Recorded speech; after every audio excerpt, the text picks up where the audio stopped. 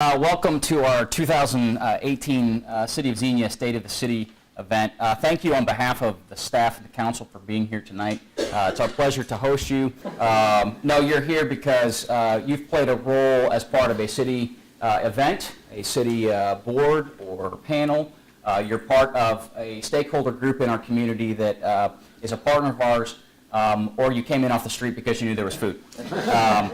No, we thank you for being here. It's meaningful for us to be able to host you because we're partners, and that's a theme I think you'll hear throughout the evening tonight.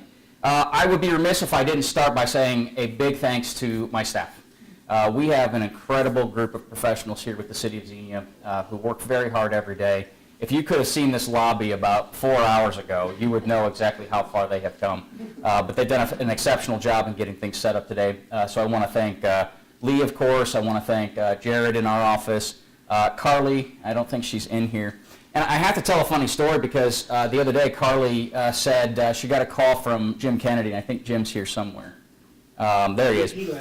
And Carly said, she said, I got this funny call from Mr. Kennedy who's RSVPing, and he asked me, is Brent really going to speak for an hour and a half?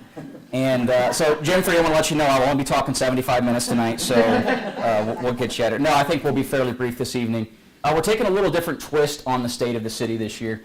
In years past, we talk a lot about the specific facts and figures of what we've done and some of the specific goals that we're working on for next year. And to be honest tonight, I want to talk a little more from the heart and a little more personally. And so if you'll indulge me this evening, I'd like to take that liberty. Last week we celebrated Thanksgiving, and my grandfather, Thanksgiving was his favorite holiday. And so every year at Thanksgiving I'm very reminiscent of years past with my grandfather. His name was Paul William Hall. He was an exceptional human being in my eyes. I looked up to this man a great deal. He was a man's man. He could fix anything. He was a carpenter and a craftsman and a very caring person in general. He was also a World War II veteran. My grandfather was one of those brave men who stormed the beaches of Normandy on D-Day. And he fought in the European theater as what was known as a forward observer. And the average lifespan of a forward observer in Europe in World War II was measured in hours. Exceptionally dangerous position. And he was a very man of deep faith and very religious. He credited his survival with his faith and felt that it was a blessing of God's will. He was awarded a Silver Star, which is the third highest recognition in our armed forces. And he was awarded this medal for going behind enemy lines with another soldier to reconnect a communication line that had been severed. And this effort allowed Allied forces in the area to be prepared for a German counter-assault, a battle that the forces were ultimately successful with. And he and his fellow soldier were credited with a significant part of that victory and in saving the lives of many men. My grandfather on this backcountry road in rural France faced an incredible challenge, and he took the path less taken, path of danger, path of uncertainty. I'm inspired by that legacy, and frankly, I'm very proud to walk in his footsteps.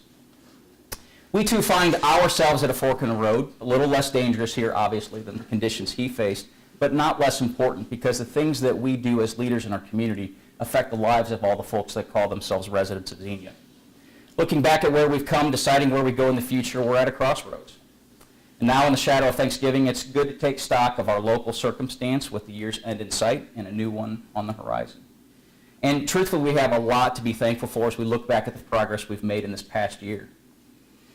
Looking ahead, we know we have work to do.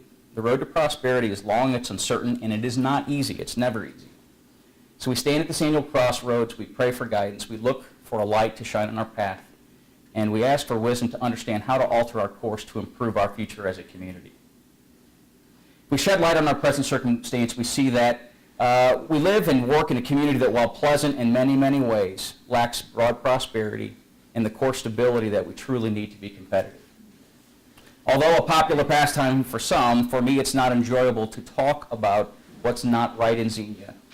Nonetheless, we really find ourselves in a circumstance where we have to ask those questions. We have to have that conversation. We have to have that conversation because we need to know what's not working so that we know what we need to fix. So I want to be real for a moment. I want to take stock. And what I'm about to share isn't necessarily pleasant, but it's the reality. So we need to embrace that. In Xenia, we have a rental rate of nearly 40%, and this is a red flag in our community. In Xenia, our poverty rate is more than 20%, and this is a red flag in our community. In Xenia, our schools rate poorly in recent state assessments, and this too is a red flag in our community. In Xenia, our household income is less than $40,000 a year. This is a red flag in our community. In Xenia, our property valuations run lower than most of the rest of Greene County. This too is a red flag in our community. Indeed, as we run down a list of key indicators, we see a number of metrics in Xenia falling short of our competitors in the region. But when we see red flags in these measures, should we then raise the white flag? I would say no. You see, despite years of lagging behind, I really believe that Xenia is beginning to turn a corner. We're starting to catch up in meaningful ways. We're changing our course and we're ready to blaze a new trail. We recognize that in order to secure a brighter future, we have to abandon the path of least resistance in favor of pursuing a tougher road toward prosperity. So how do we start this? Well, I think it starts with analyzing the core, getting at the core of who we are as a community. I think it starts with the heart. Proverbs tells us that we should guard our hearts, for everything we do flows from the heart. Chapter 4 tells us to keep our mouths free from perversity, to keep corrupt talk far from our lips, and to let our eyes look straight ahead, fixing our gaze directly before us. This proverb continues by instructing us to give careful thought to the paths of our feet and to be steadfast in all of our ways.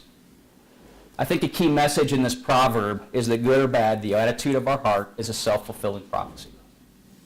If all we want to see is what's wrong with Xenia, then visions of negativity will abound. If our mouths spew nothing but complaints and deceit, then our hearts will overflow with contempt for our hometown. If the heart of our community is fixated on the failures of our past, then we are likely condemned to repeat those failures. But it doesn't have to be this way. You see, we are also told that the path of righteousness is like the morning sun, shining ever brighter till the full light of day. Without a doubt, a change in heart is long overdue if we want to realize this brighter future. A change in heart means we have to focus on positivity, we have to focus on community, we have to focus on proactivity to make things better. You know, I think Abraham Lincoln said it best. He said, we can complain because rose bushes have thorns, or we can rejoice because thorn bushes have roses. And we have reasons to rejoice. We have reasons to be thankful. We have reasons to look forward to the future with optimism. From a financial perspective, things for our city today are stable, but we must pay close attention to revenue streams as we move forward. Our utility funds are healthy, and we anticipate no water or sewer rate increases in the coming year. On the other hand, things like sanitation and stormwater, well, these are areas where we need to see some revenue increases, and these are priorities that with the council we will need to address in the near future. The city's income tax revenue, our primary funding source, is falling short of projections through this point in the year. It's something we need to monitor closely.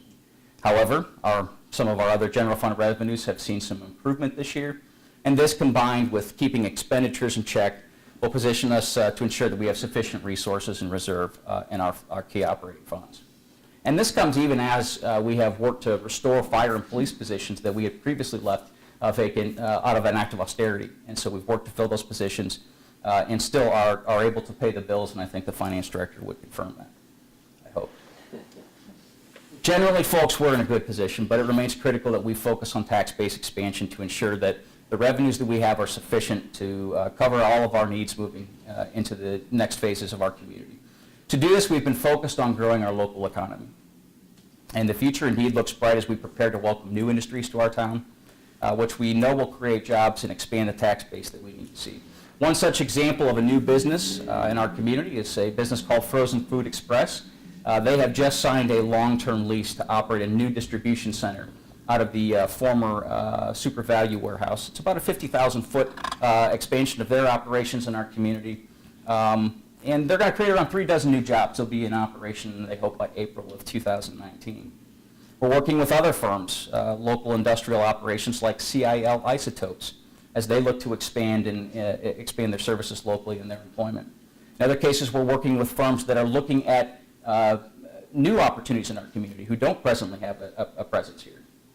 We're also working with a college at Greene County to position property for a new retail center on West Main Street.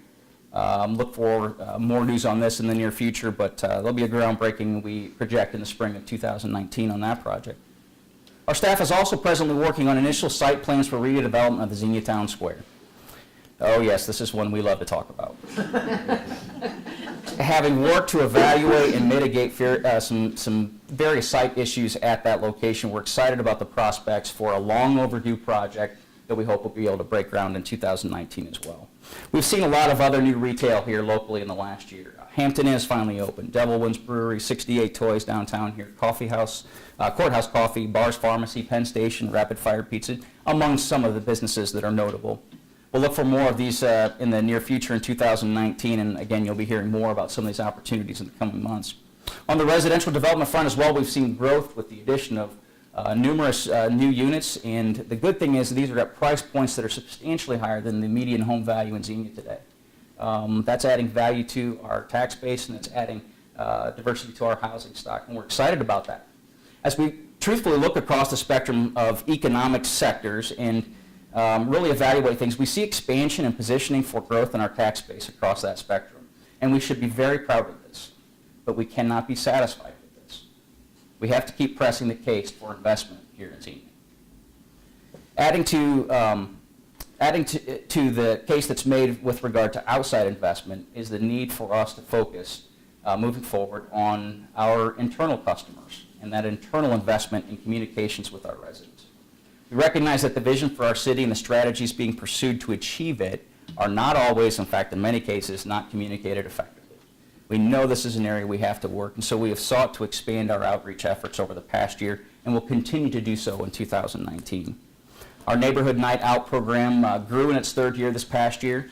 We're very excited to partner with Xenia Community Schools and so many other agencies, Kettering Health Network, to come out for these events. We're connecting with a lot of folks, and we need to continue to do those sorts of events. We started our council coffee chats to bring more opportunities for folks to connect and network and engage with our leadership on a one-on-one basis.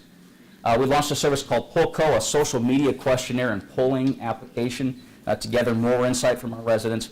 Beyond this, we're working to expand our presence across a whole spectrum of social media platforms. We recognize that this is a direction we have to move to connect with people where they're looking for information. And one of my favorite things that we've done in terms of outreach, we launched the Xenia Citizens Academy this fall. This was a 4-session hands-on educational series where we offer an opportunity for residents to come in and work one-on-one with our staff members to be really engaged in learning about various topics, including our city governance structure, city finances, our public service operations, fire and police operations. We had a fantastic experience this first go-around. We have a couple of those folks here. I'm going to embarrass them and ask them to stand up. Come on now, just stand up. I'm going to acknowledge you. These folks came out and, they participated, and we had a great diverse group. We had a student from Central State. We had a student from the local schools. We had age spectrum. It was a fantastic experience. So I want to thank you guys, and I'm going to challenge you to be ambassadors for this program. We're going to repeat this program next year and look to expand it and grow. And I'm going to ask you personally to be ambassadors, encouraging others to participate in this program so we can get the word out about what's happening with regard to governance in our community. So thank you for your participation. You can have a seat. But it's important for us to get factual information out, and it's also important for us to solicit feedback. Our council members, our staff, needs help in decision-making, help in fashioning policy as we move forward to the future. One specific area of outreach that was instrumental this past year was the launching of a blue ribbon panel on streets. Everybody in Xenia likes to talk about streets. Not a lot of people wanted to come out for this blue ribbon panel. But we had a group of select folks that came out, and we're very grateful for their participation in that process. The panel recommended, they started with a really in-depth series of presentations that our staff put together, looking at city financing and city funds, the condition of streets, all of the infrastructure that is associated with streets. We didn't bore them to death, came close with a couple of them, but they stuck it out. And ultimately, the group made recommendations on how to address the street needs. The panel recommended City Council give voters the option to look at a temporary tax increase. And so the council moved forward with a ballot measure that, of course, was on earlier this month. As we all know, that ballot measure was unsuccessful, but we've learned some valuable lessons from that experience. Moving forward, we'll continue to do the best we can with the funding we have available. We'll continue to try to funnel as much in the way of resources toward this need in our community as we possibly can. But at the end of the day, we have to work within the means that we have available to us. We'll look at whatever creative mechanisms we can to leverage new opportunities through grant resources, through funneling operating dollars where it's appropriate and where we can afford to do that. But this is a problem moving forward that we'll have to continue to focus a lot of energy on. Despite the lack of additional funding, in 2018 we were, I think, successful in making a meaningful difference in infrastructure as it relates to streets and the improvements that we made. We were fortunate to have council allow us to focus resources this year in replacing drive lanes on a lot of the key thoroughfares in our community. So we saw roads like Colorado Drive, Dayton Avenue, West 2nd Street, West Church Street that saw some significant improvements. Not complete improvements, but functional, meaningful improvements that folks are enjoying on a daily basis. We also repaved the entire width of North Galloway Street and Union Road, but of course this is just scratching the surface. The need is substantial in our community, and so we'll continue to pursue options. We also had a significant project that affected not only the functionality but the aesthetics of our downtown. Our downtown safety project was undertaken this year and it was completed. The project added improvements to various intersections, of course added the dedicated bike lane, installed safer crosswalks at multiple locations, and we're able to improve the aesthetics through the addition of some mast arms that really, I think, dress up the downtown and are fitting for our historic, beautiful downtown. Now, we have some tweaks to do with this project, and I'll be the first to say we've got some lights that we've got to sort of tweak the red lights or the turn lights. We'll work through those issues, but we're confident that this project will enhance safety. It will improve accessibility for pedestrians, for bicyclists, and that this will be a relevant addition to our downtown for many years to come. So addressing streets moving forward, again, will continue to be a top priority, and we'll work as creatively as we possibly can with the means we have. But street rehab is not the only infrastructure area we've been working on, nor will it be the only thing moving forward that we'll focus on. We had a successful year this past year replacing water and sewer line and repairing various infrastructure in those utilities. Beyond that, we're very excited to have council's blessing on a really important new utility initiative that we believe will help position Xenia for economic competitiveness moving forward. We're currently building out the first phase in a broadband strategy. We're running dedicated fiber optic lines to interconnect city assets like our water and sewer appurtenances. This presents not only an operational advantage for city services, but also presents a real unique prospect for economic advantage as well. We're partnering with entities like Xenia Township, YMCA, Clark State, and others for shared network access. There are possibilities this partnership could be extended to our friends with the Xenia Community Schools as well as Greene County operations. This would provide us with a really cost-efficient means of providing this service and allow us to have an option away from the very limited private sector options that are presently available. They're costly, they're monopolistic, they're unreliable. We feel like this is the information highway of the future, and we need to have that infrastructure in place in our community. And if we're able to fulfill some of the plans we have, we think this is going to really set us apart in the region, much more advanced than many of the communities around us. So look for additional phases of that initiative coming in 2019. While this fiber project itself is very exciting, perhaps the best part of this initiative, in my opinion, is the fact that it is built on partnerships with a lot of other local service entities. This approach is specifically in line with instructions that Council has given our staff, and it'll be among the key priorities we pursue in 2019.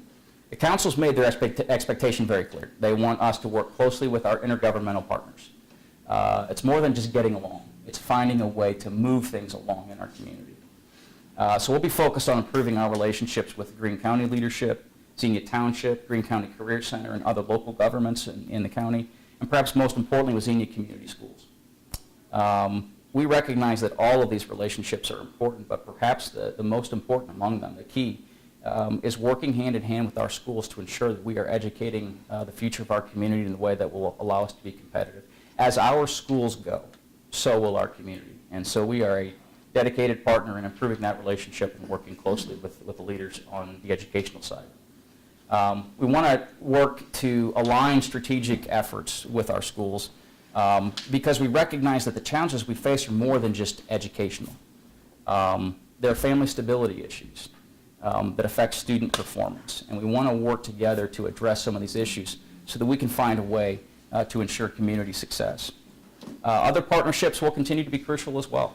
Central State, Clark State, our senior center, the YMCA, Kettering Health Network. These are all crucial service providers in our community, and we enjoy good relationships that we want to see flourish. And they are invaluable partners on this road to prosperity that I'm speaking about. And speaking of all these partners, it just so happens that together we are on the verge of completing something that a few years ago seemed like an absolutely impossible journey. Next month, the Reach Center will open on time. It'll open to provide expanded recreational, educational, and healthcare services in our community. Without question, the Reach Center has already gained regional attention, and it will serve as a premier example of what organizational partnerships can accomplish for community advancement. We're very proud of this, and our whole community should be proud of this asset that's about to come online.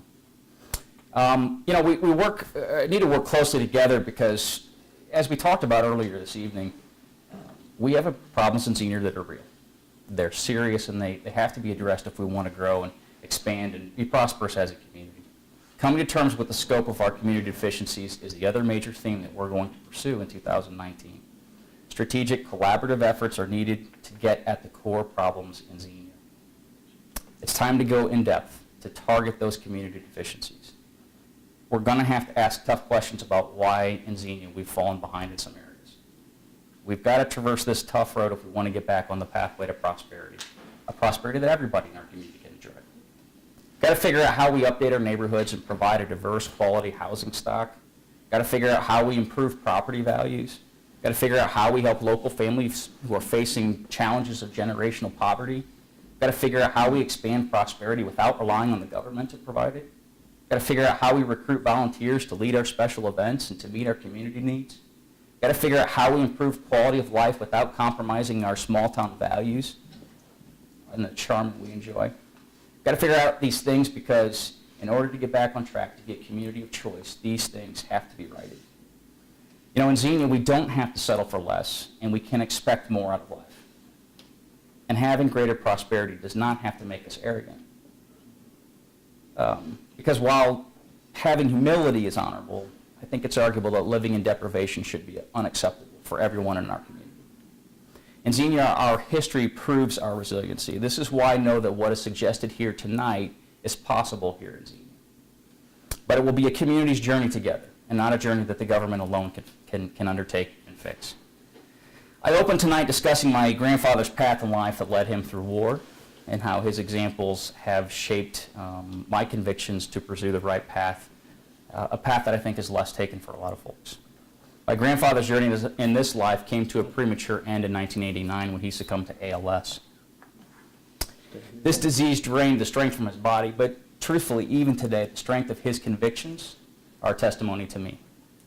I remember my grandfather saying frequently as a child, if something is worth doing, it's worth doing right. It's good advice regardless of the path you're on. I want to close tonight sharing a thought on pathways, words that are far more eloquent than anything I could come up with. So if you'll indulge me one more time, I want to read a little poem here. I'm not a big poetry guy, but this I think has meaning for our theme tonight. This is The Road Not Taken by Robert Frost.